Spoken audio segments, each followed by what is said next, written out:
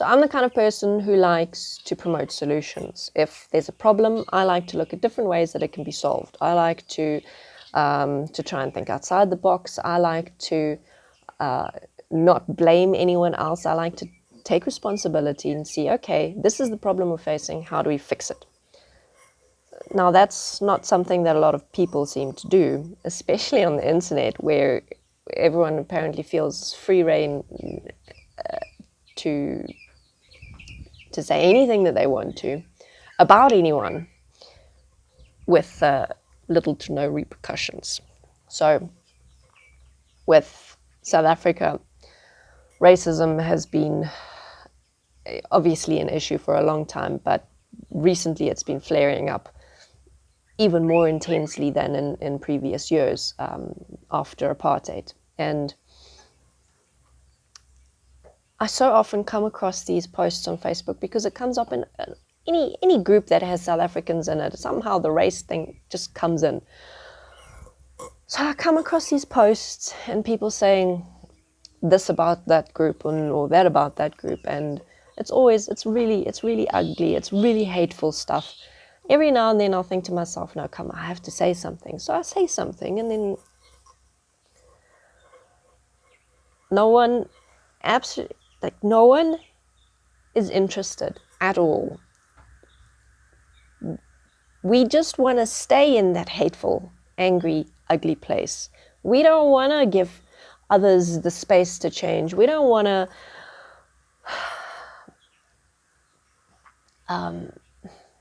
forgive. We don't want to forget. We don't want to stop making generalizations and stereotypes. We just want to be these righteous and always correct people who always know everything about why someone else does something. And that's the funny thing, because there is huge inequality here. Like, it's massive. You'll see a township, and then a few hundred meters away is this gated, high cost private estate where it costs more money to buy a house there than most people make in their entire lives. So, yeah, there is a lot of resentment, and there's a lot of fear, and there's not a whole lot of standing in someone else's shoes to say, what is it like to live that life? What is it? What would happen? What kind of stuff would I face if I was born into that life, that different life to mine? And how differently would things have happened? And is it really possible for me here and now in this life that I have to imagine what experiences another person may have been through, what difficult choices they may have had to make, how powerless they might feel in their lives because they have absolutely nothing working for them. They have had no support. They've had an abysmal education. The best that they could hope for is literally being a maid or a gardener. Imagine living that. And that is what I think that at the moment, the unemployment rate in South Africa is close to 40%. Almost 40% of people don't have jobs, don't have a regular income. That's a lot. In a population of, let's call it 55 million, that's a heck of a lot of people who are not able to make a living. And, you know,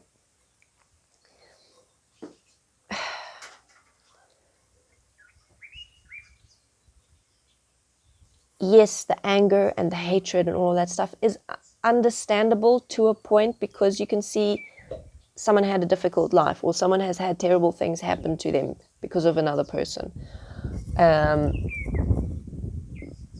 But that doesn't remove that element of self-responsibility. It doesn't remove the element of I still decide who I am in spite of anything that happens to me or around me or any positions I've been in. But without a mutual understanding or willingness to understand, and without any support structure that we're willing to even consider giving to each other, all that's going to keep happening is this ping pong of they're the bad people. No, they're the bad people. No, they're the bad people. Everyone is who they are because of the life that they've lived, the choices they've made, and who they decide to be. Absolutely. But most people have no choice in terms of whatever life they're living. They maybe don't have skills, or they don't have the resources. They don't have what they need to change their lives. They don't have the tools to support themselves. It's very, very rare that someone can really step out of a situation or a lifestyle circumstances that they were born into and live a completely different type of life. So how about I just make this cricket shut up first. How about a little bit more compassion? How about a little bit more understanding? How about a little bit more consideration? And how about a little bit more realizing that you have no idea what someone else has been through? You have no idea what it's like to live their life. And it doesn't mean that they're not responsible for their choices, but it does mean that sometimes people need help. Sometimes people need support. Sometimes people need a better structure to help them live a better life, because they just don't have what they need to build a better life for themselves. Yes, there are a lot of opportunities in a lot of different countries, but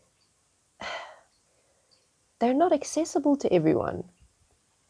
If you went to a school where the teacher didn't care about what you were learning, and you can write your name and do 1 + 1 = 2, and that's about it, what are you going to do?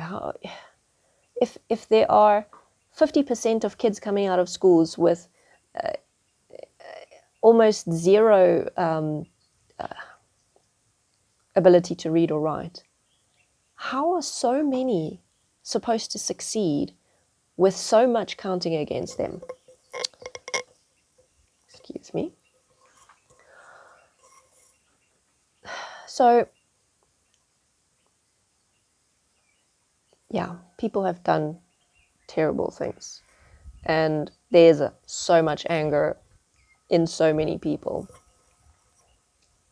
It doesn't mean, though, that we have to carry that anger and hatred and ugliness around. It doesn't mean that we have to just create more of it. Because every time you comment on some post somewhere about what disgusting people that one group is, or how they're all murderers, or how they're all rapists, or how they're all this and that, all you're doing is creating more of the same ugliness, more of the same hatred. And look around. Has it gotten us to a good place? No. So maybe it's time to try a different perspective, stand in someone else's shoes, and focus on different kinds of solutions compared to imposing harsher sentences or name calling, because it doesn't work. What we need to address is the cause, why people behave the way they do, why people are willing to hurt each other.